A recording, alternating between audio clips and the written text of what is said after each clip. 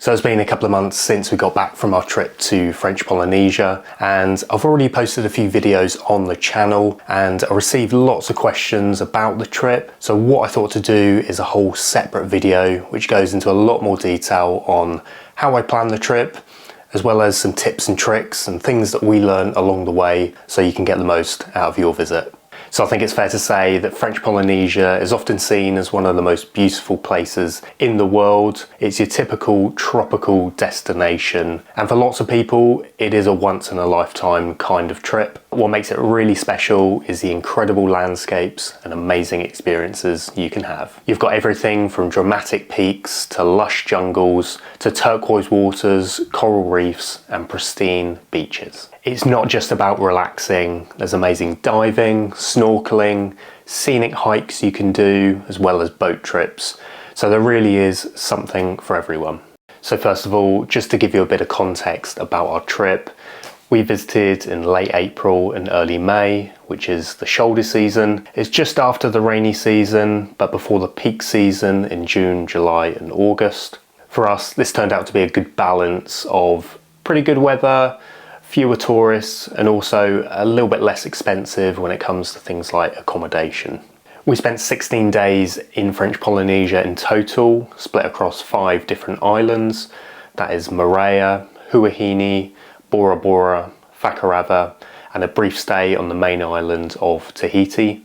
Each island does feel a bit different with its own unique character, and a little bit later in the video I'll talk you through why we chose those particular islands. And then in terms of how Rebecca and I like to travel, I suppose we're quite budget conscious. You know, we like to save money where we can, particularly with accommodation, but we will spend a little bit more money when it comes to various activities or experiences we can have. We also prefer to explore places a bit more independently, often with a rental car. And for myself, I do a lot of photography, so a lot of the research and planning for trips is often centered around good viewpoints and how I can get the best images possible. One last thing to mention is both Rebecca and I got our open water scuba diving certification before the trip, so diving was a big part of our plans in French Polynesia. So as I mentioned, we visited in late April and early May, and when it comes to the weather, whenever you go to these tropical destinations, it can be a bit of a gamble. We had plenty of beautiful sunny days, but we also got our fair share of some rainy and overcast days, and it was definitely mixed. If you're thinking about when to visit, it's one of those things that really depends on what kind of experience and what kind of trip you're looking to have, because each time of year has its own pros and cons. From November to early April, it's the rainy season, and it's also going to be very hot and humid, so you're going to get a very tropical experience. But on the plus side, it's going to be a little bit less busy, a little bit less touristy, and it might mean that things like accommodation is a bit cheaper. Then from about mid-April to October, you've got the dry season. So this is typically when you're going to get the best kind of weather. Lots of sun, less rain, lower humidity as well. But on the flip side, this is when it's going to be at its busiest, and it's also likely to be a little bit more expensive, particularly when it comes to accommodation. Something worth pointing out is the weather can vary quite a lot between the islands. So in the Tuamotu Islands like Fakarava, they tend to be sunnier and drier as opposed to the Society Islands. So even during a wet spell on one island, it can be totally different on another. And finally, it's worth having a think about what kind of activities you might want to do on your trip, whether it's hiking, snorkeling, whale watching. For example, the whale watching season tends to run from about July to November, whereas the calmest water for snorkeling and diving tends to be in the drier months. So much of the advice that I came across when I was planning this trip said to not spend too much time on the main island of Tahiti and instead focus on the smaller and more scenic islands, which I think is a pretty fair assessment. While Tahiti has some really scenic spots, some beautiful waterfalls and really pristine beaches, there is so much more to explore in French Polynesia. So very quickly you run into the dilemma of which islands to visit, and with French Polynesia having hundreds of islands spread across a massive area, it can be a bit overwhelming. So where do you even begin and how do you narrow it down? So firstly, to make sense of it all, the islands are sort of grouped together into a few main regions. Most tourists tend to stick to the Society Islands, so that's places like Moorea, Huahine and Bora Bora, and these are relatively close together and they're well connected by flights. Then there's the Tuamotu Islands like Rangiroa and Fakarava, and these are much more remote. You absolutely can visit these islands, but the flights are a little bit less frequent, so it requires a bit more planning in advance. If you've got a lot more time in French Polynesia, or if you're sailing, there are groups of islands called the Marquesas and the Austral Islands, which are very remote and very off the beaten track. Most people tend to skip these unless you've got more than 3 weeks to explore French Polynesia. Something that would have saved me a lot of time in the planning process for this trip is, before locking in any itinerary, is first to look at the inter-island flight schedules and kind of work out which islands are easier to get to than others. Doing that alone will help you figure out which routes make sense and how you can avoid lengthy layovers or awkward transfers to some islands. It's quite a simple step, but it can save you a lot of time, and I'll go into a lot more detail on this aspect a little bit later in the video. So in terms of picking which islands to visit, again, it's one of those things that really depends on what kind of trip you're looking to have, because some islands are better set up to cater for certain styles of travel. Some islands are quite well built up, so you have a lot more choice when it comes to hotels and restaurants. There's also a lot more activities on offer, while there are some more rural islands which might offer you a more local and authentic experience. It really depends. Just to give you an idea of what some of the more popular and accessible islands have to offer. So firstly, Moorea. I'd say this is your perfect all-rounder island. There's something for everyone. It's very easy to get to from Tahiti. You can even take a ferry, and there's some really nice scenic spots, some nice hikes, some really good snorkelling spots, as well as a few nice beaches. This was the first island that we visited, and I'd say it was a great introduction to our time there. And then there's Bora Bora, which I'm sure a lot of you already know this island. It has a great range of resorts, there's a beautiful lagoon, but this island is more catered towards luxury travel, I would say. And then there's Huahine, Raiatea and Taha, which are much more off the beaten track. So you're not going to find as many resorts there, and you are going to have a bit more of a local and authentic experience. On the flip side, there won't be many activities on offer here compared to some of the more built up islands. And then there's islands like Rangiroa and Fakarava out in the Tuamotu Islands.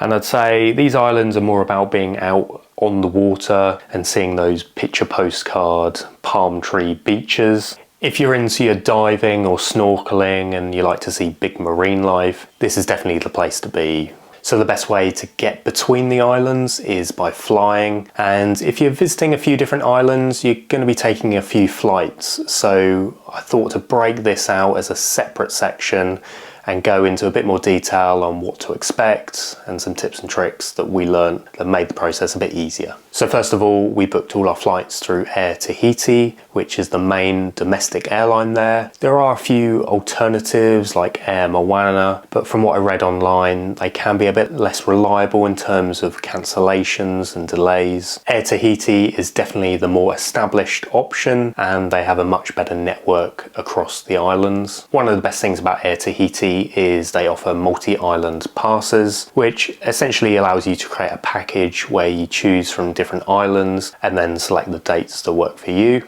They do work out quite a bit cheaper than booking the flights individually, and in fact those package deals and which islands are included is often the best way of shaping your itinerary. If you're a bit unsure on which islands you want to choose, the Air Tahiti passes will sort of naturally guide you towards a route that's cost effective and efficient. One really good tip I came across with Air Tahiti is, instead of booking all your flights and paying for them straight away, you can actually contact the customer service team or fill in a form on their website with your preferred flights and dates, and they'll actually hold those flights, those tickets for you for a set period of time before you have to pay. This was a really good tip actually, because it gave us a little bit more time to just check that where we're going to there is enough availability for accommodation and we can get a rental car before then committing to actually buying the flights. From memory, I think they were able to hold these tickets for us for about 6 weeks or so,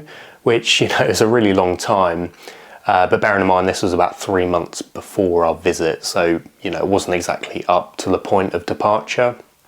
And again, I'm not sure if this tip will work in the peak season or not, but I thought it was worth mentioning because it was a really useful tip for us just to be able to work out all the logistics of our trip. I'd say with the flight schedules, one thing just to be aware of, particularly if you're going from the Society Islands to the Tuamotu Islands, is because the Tuamotus are a bit more remote, the routes are a little bit more limited, which means that you can often get some lengthy layovers on the way to your final destination. So in our case, going from Bora Bora to Fakarava, that involved just a quick 15-minute refueling stop on the island of Rangiroa, but they only did that particular route 2 times that week, I think. And for all the other flights, it involved a 2 or 3 hour wait on Rangiroa. So it's just little things like that to be aware of. Of course, this kind of thing is very dependent on your trip, but I thought it was worth mentioning. I think for Rebecca and I, because we didn't have too much time in French Polynesia, we didn't want to spend more time than we needed to getting from A to B. But of course, if you have a lot more time, then you can afford to make those slower transitions. I'd say the overall experience is pretty relaxed. Quite often you only need to get to the airport about an hour before departure. The check-in process is really smooth, and in a lot of the airports you won't even need to go through the scanners, which definitely makes things a lot easier. The baggage collection process is really easy as well. Going through the airports and getting from one island to another was probably the thing I was most concerned about before the trip, just in terms of how much time it would take us. Having been to the Philippines and done these inter-island flights before, quite often they end up taking the whole day, just in terms of like getting to the airport, going through security, doing the flight, and then doing the same pretty much on the other end. But fortunately on this trip it was not like that at all. It was a really quick and easy process. Another thing to know is the flights kind of operate on a loop between the islands. You know, in many ways it feels like a bus route, in that the flight will land, there'll be some passengers that get off, some passengers that stay on, and then you'll then go on to the next islands. Also a quick note to say that the seats aren't assigned with your ticket. It's very much done on a first board, first choose basis, I suppose.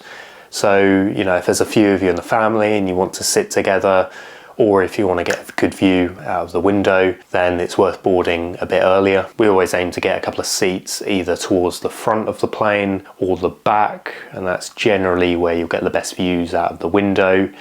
Anything in the middle of the plane, you tend to get obstructed by the engine and the propeller and maybe the wing. I suppose the whole experience of getting from one island to another, I'd say it is a great experience. It definitely adds to that sense of adventure, and just seeing the amazing colours and reef structures down below, it really is a great experience. One thing to be aware of is the fairly strict baggage limits, particularly when it comes to weight.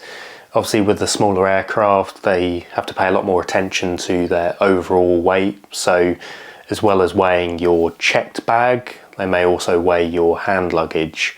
To be fair, sometimes they did, sometimes they didn't, but you know, it's always worth being more prepared than not. And the overhead bins are a little bit smaller than what you're used to with other airlines, and yeah, it's just worth paying a bit more attention to the various dimensions listed on the website of the airline. A really good tip for scuba divers is Air Tahiti will give you an extra 5 kilograms per person on your checked-in baggage for all your dive gear. You just need to show your certification card to the person when you're checking in. And for us, even though we weren't taking a full dive setup, we were just taking fins, mask and snorkels, you know, those things do add up, so that extra allowance was a nice bonus to have. So in terms of getting around once you're on the island, for us on most of the islands we hired a car.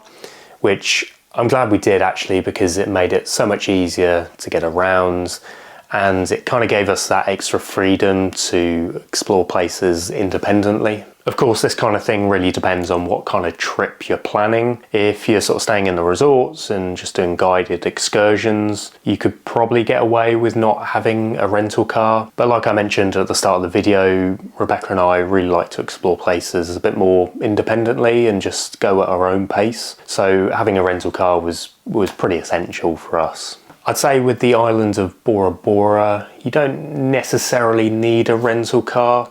I did notice that a lot of the boat trips and excursions would include pickup from your accommodation, and we did also notice a lot of like jeep tours around the main islands, just sort of stopping at various spots in the day. So that kind of approach might be one to explore. If you're staying on one of the resorts out on the Motus in Bora Bora, then you'll be getting a boat transfer out there.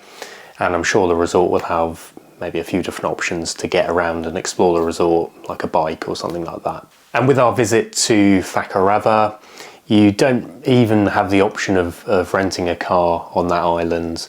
And the main way to get around is by bicycle, which really does add to the experience. If you do want to explore a bit further, then there are options to hire a moped.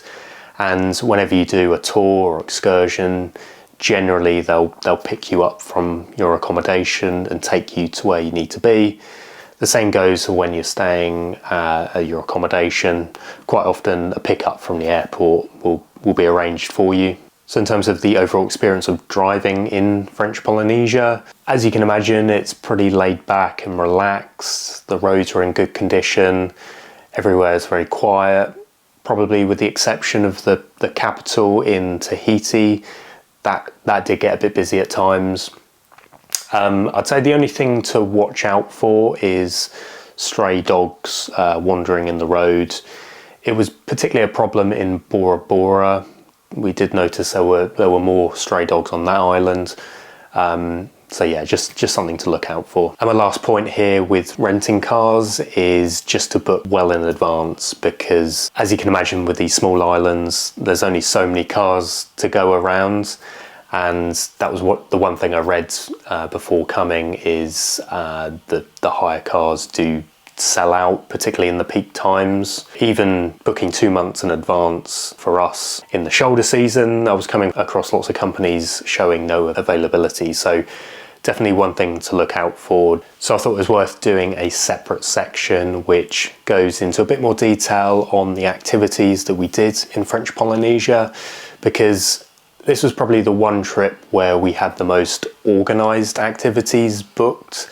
And some of that had to do with the fact that we were doing some scuba diving, but also the real magic when you go to the French Polynesia is out in the lagoons. That's where you're going to see the beautiful blue water and the marine life and the coral. And to really experience that, you're going to want to do a few excursions. So typically these lagoon tours are 9 AM to 3 PM typically, and you'll visit 2 or 3 snorkel spots. You might see some blacktip reef sharks, some stingrays, and maybe even a manta ray. This was the case in Bora Bora. And then lunch is often on a small private motu where you'll try some local food and then head back with maybe one more swim stop.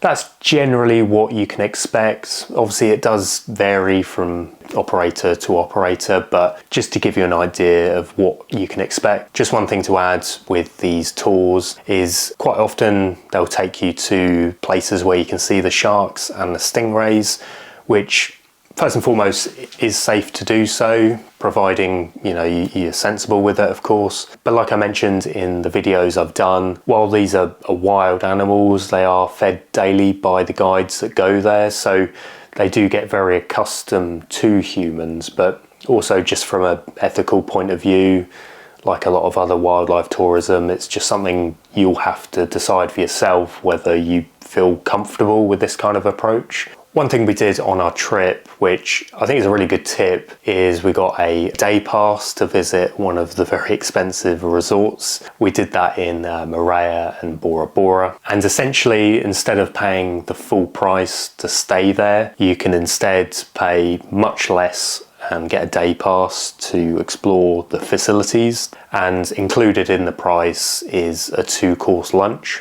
We thought this was a pretty good deal, to be honest, because staying in these resorts can be really, really expensive. Just to put it into context, one night staying at either of the resorts that we visited cost more than the total we paid for our accommodation for the whole trip, you know, which is crazy to think about. But with these day passes, they aren't really advertised by the resorts. You can only really find out after emailing the resort directly and asking. And to be honest, I'm not sure if these passes are available in the peak season, because I'm pretty sure the only reason they offer them is because the resort isn't at full capacity. We had a really great time doing these day passes, and particularly in Bora Bora, it's a great way of getting those iconic views and shots that you see from the resorts looking out to the main islands without having to pay the full price of actually staying there. Unfortunately, in Bora Bora, we didn't quite get the weather. It was a bit rainy and it was a bit overcast,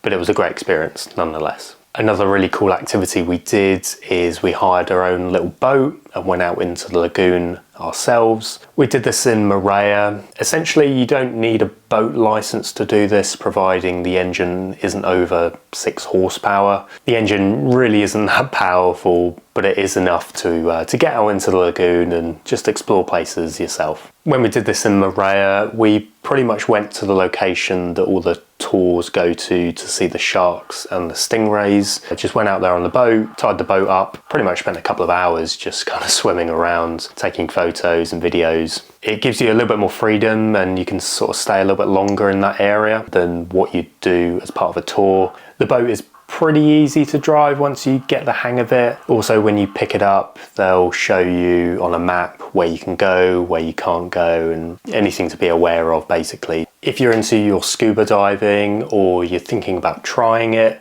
French Polynesia is probably one of the best places in the world to do this. As I mentioned at the start of the video, both Rebecca and I got our scuba diving certification in the UK before heading out. It was a big part of our plans and we had some incredible moments. The Tuamotu Islands of Rangiroa and Fakarava are probably the main hubs to go scuba diving. It's a really great place to see amazing coral, huge schools of fish, and of course the sharks. The Fakarava South Pass, which we did, is especially known for its wall of sharks, where you can see hundreds of sharks swimming in the currents. This is one of the best dive sites in the world for seeing that. I'm by no means a dive expert and very much a beginner, but this was such a great experience, and I think Rebecca and I want to come back one day with a bit more dive experience under our belts to fully get the most out of this location. So I thought I'd go into a bit more detail on our 2-week itinerary, just to give you an idea of what's possible in that time frame. So after arriving in Tahiti, we made the short flight over to Moorea, where we stayed for 5 nights, which I would say is a good amount of time. Out of all the islands that we visited, Moorea definitely had the most variety of things to do.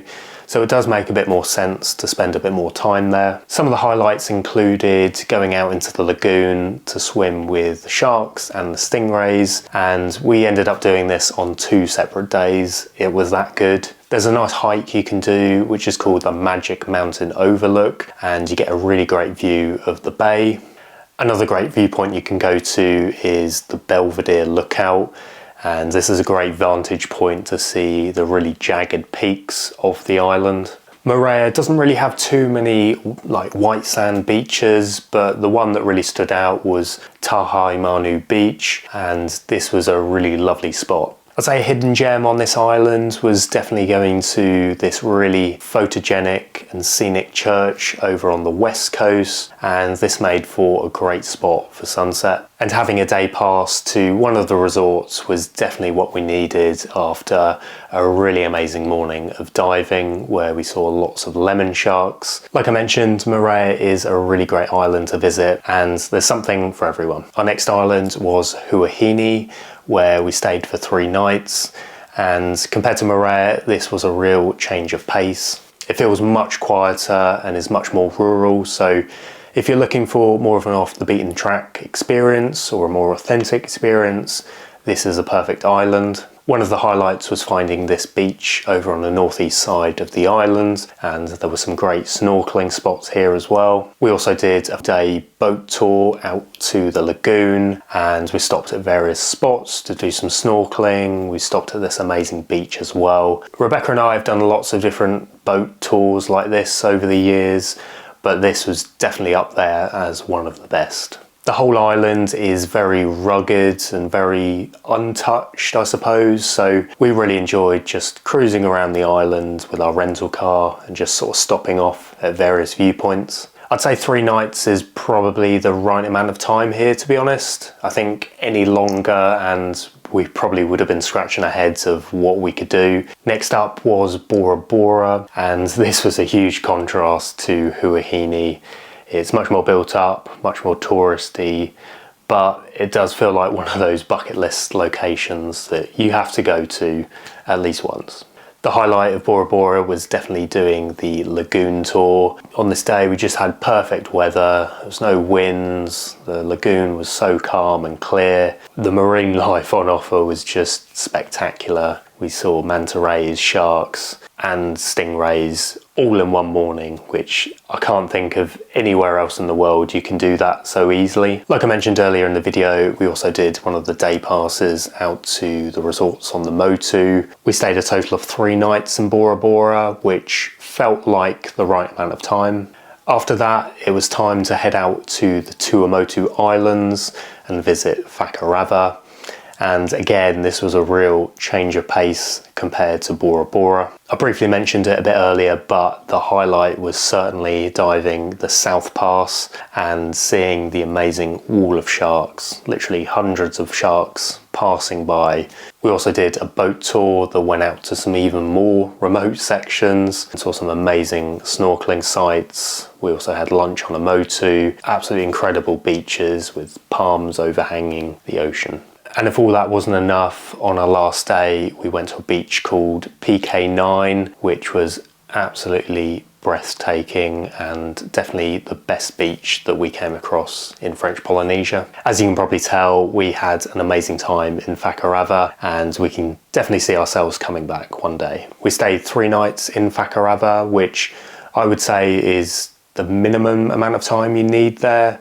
I think there is so much to do, so much to explore, and if our schedule allowed, we probably would have done an extra night to bring it up to 4. And then we went back to the main island of Tahiti, where we had 1 full day to explore before our flight home. And after 2 weeks of activities, we were quite happy to cruise around the island with our rental car and stop at some scenic spots along the way. Overall, looking back at the trip, I'd say we got the itinerary pretty spot on.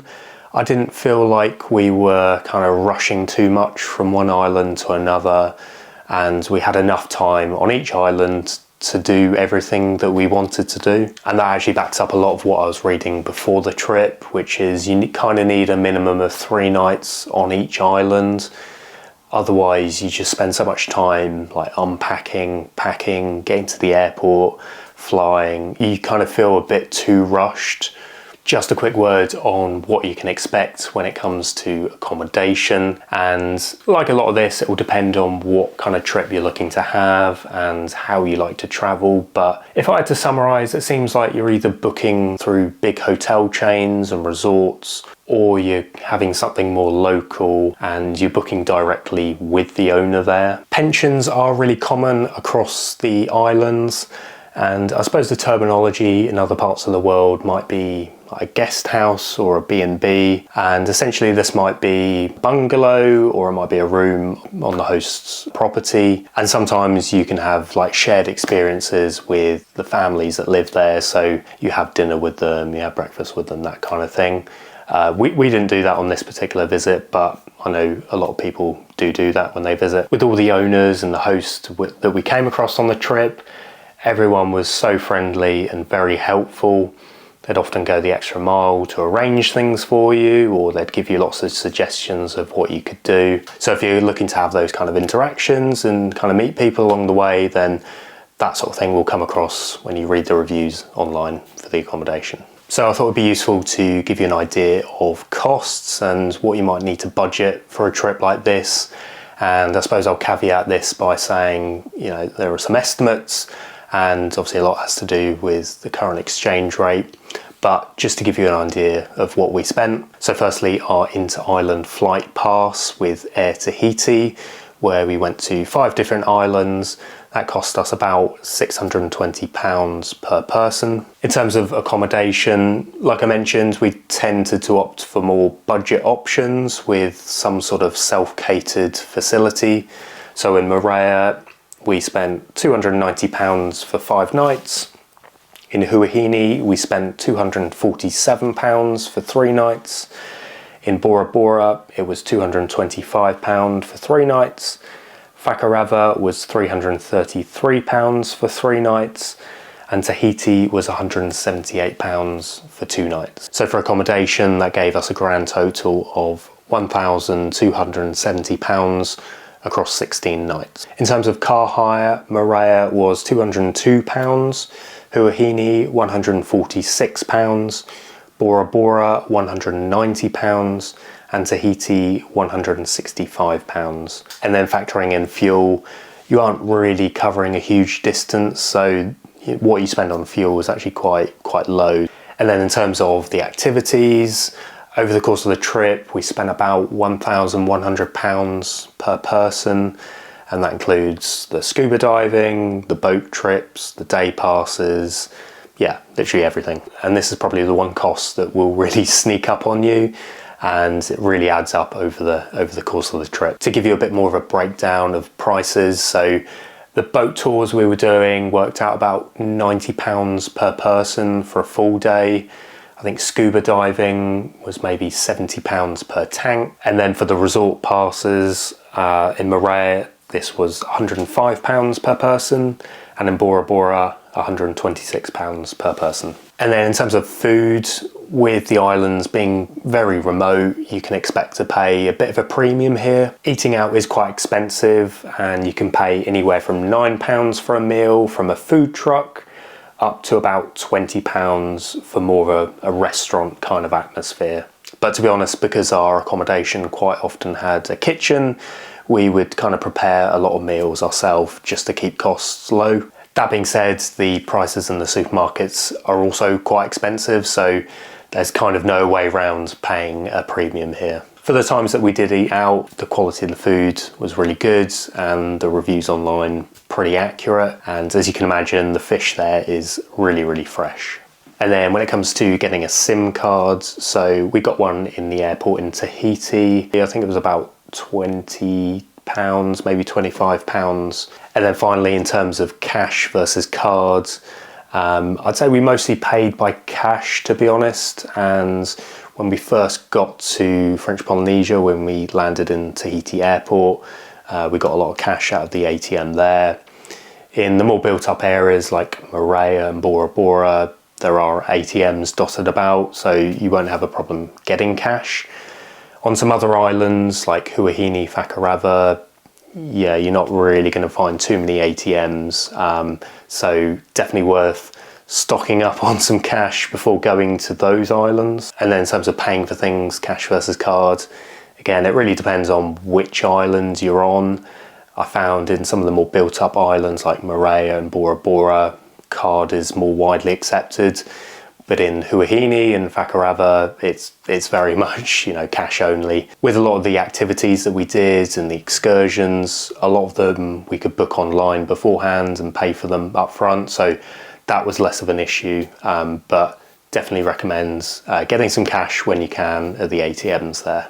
So in this section, I thought it'd be useful to share some useful things and some handy things that we packed in addition to the usual things you'd take for a trip like this. The first one is to take your own mask and snorkel. I think we pretty much use these every day of the trip, so I definitely think it's worthwhile taking your own that you know fits your face well and you know how it works. When you do these boat excursions, they'll provide some equipment, but generally, you know, it's not going to be the best equipment. It's going to be very, very well worn and used, and quite often you see people spending so much time adjusting things to get it to fit or having problems with the equipment that sometimes that can really detract from the overall experience that you're having. So I think it's definitely worth you know, taking your own. Because we were doing scuba diving as well, we sort of need equipment that we know fits us well and we know how it works. Plus as well, if you take your own, you know, there's some great snorkeling spots just off the shore. So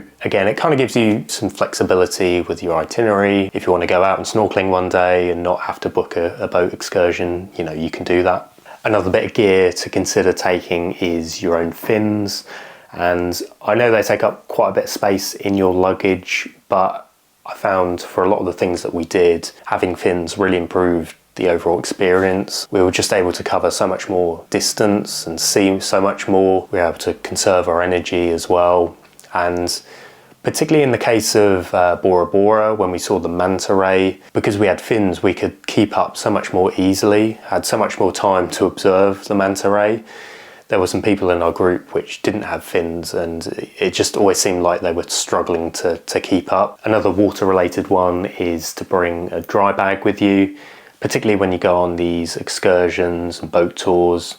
Quite a lot of water kind of splashes over the boat, and it's just nice to know that you've got a bag which you can put some valuables in. So next on the list, and this is a really boring one, but it's to make sure you've got a pen when you land in Tahiti, because when you land they hand out the immigration forms, and when you get into the airport they never have enough pens, and so that can really save you a lot of time. Another good thing to take, and this is a general tip I've learned over the years, is to take a car phone holder, because quite often when you rent these cars they won't have sat-nav built in, so it's just nice to know, like, you can just put your phone in the holder, fix it to the car, and you can sort of follow directions much easier. Motion sickness tablets is also good to have on hand. I occasionally suffer on boats, so I've always got some with me. You know, this kind of trip, you're always on the water, so it's, yeah, definitely good to have. And then the final one is maybe considering getting a rash guard for when you're in the water and you're snorkeling. Quite often, you know, you can spend like a long time in the water in the middle of the day, and you can very easily get sunburnt. So we ended up using rash guards on most days just to avoid that. So in the last section of this video, I thought just doing a quick word on any safety considerations. And I think generally, I mean, we felt very safe on every island that we visited. Everyone is very nice and friendly, so no problems there. I suppose one thing to look out for whenever you're snorkeling or swimming is to just be aware of any strong currents and just generally be aware of your surroundings. Whenever we did any boat tours, the guides would often say where you can swim and where you can't swim. They'd always make people aware of the strong currents to avoid. And then when it comes to sharks, if you're snorkeling, you're probably going to come across black tip reef sharks. Diving, you might come across lemon sharks and grey reef sharks, all of which are not interested in humans and they're not aggressive. If you give them the space and you stay calm, they will just leave you alone. When we were diving as well, the dive master would also give us a briefing on what to do and what not to do. With the stingrays, obviously they can sting you if they want to. If you're seeing them in the touristy areas, chances are they will have had their stinger removed. But for the ones you see outside of these areas, I would always take a wide berth with them. So that wraps it up. That's a full rundown of our experience in French Polynesia. If you do have any questions or queries of things I didn't quite cover in this video, please feel free to comment down below. Or if you have any tips yourself, also please feel free to comment down below. Thanks so much for watching, and hopefully see you in the next video.